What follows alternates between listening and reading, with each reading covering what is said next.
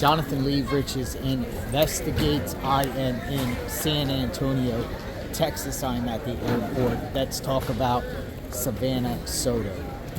There is local politicians calling on the public to cooperate and give tips and information that could lead to the killer or killers being captured.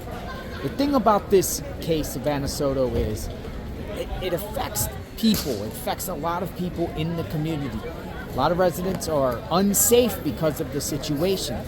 Crimes can also affect tourism. For instance, I'm at the airport here and there's a lot of people. There's a lot of people traveling through.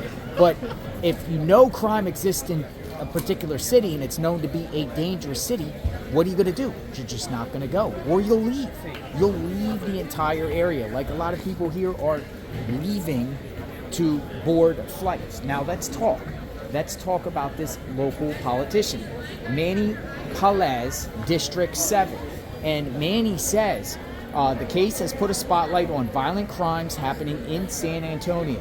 While the bodies of Savannah Soto and her boyfriend Matthew were found in District 7, Manny Palez of District 8, actually is in District 8, says the crime impacts the entire city.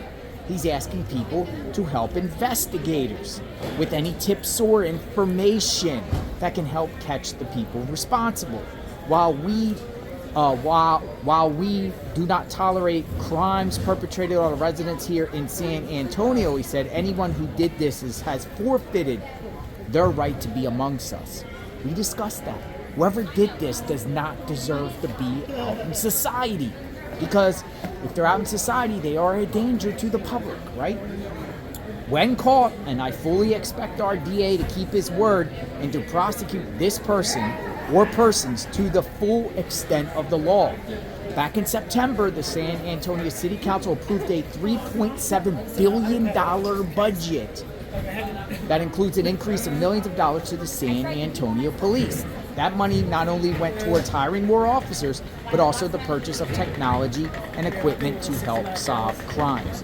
So, you have a district councilman calling this out and saying, hey, anyone with information, please come forward and share. Someone out there knows something, and I expect somebody will come forward, and I also expect the money used for the budget for the San Antonio Police Department, those police are going to use those resources like they're going to use cell phone technology and investigative tools in their arsenal to find out who did this horrendous crime. It's a very, very sad situation out of San Antonio. I went to the vigil. I seen the pain of the victims' families and friends.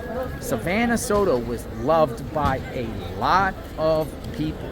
But if crime keeps going on in cities unchecked, you're going to get people getting their bags and checking out and saying, I'm not coming back to San Antonio, or I'm going to get out. You need law enforcement in these communities to help solve crimes and keep the community safe. Or do you feel otherwise? Do you feel like San Antonio police are not doing their job? Do you feel like they could do a better job in this situation? I'm not from San Antonio. I'm actually flying out myself, but I'm covering this case extensively, and I might be back. Whoever did this, I might be attending their trials and attending, the judicial proceedings and whatnot. So we'll see. But it's a very busy place right now at San Antonio Airport. I'm JLR Investigate. Subscribe to my channel, hit the notification button. Savannah Soto, what's going to happen? We will talk soon. Stay tuned.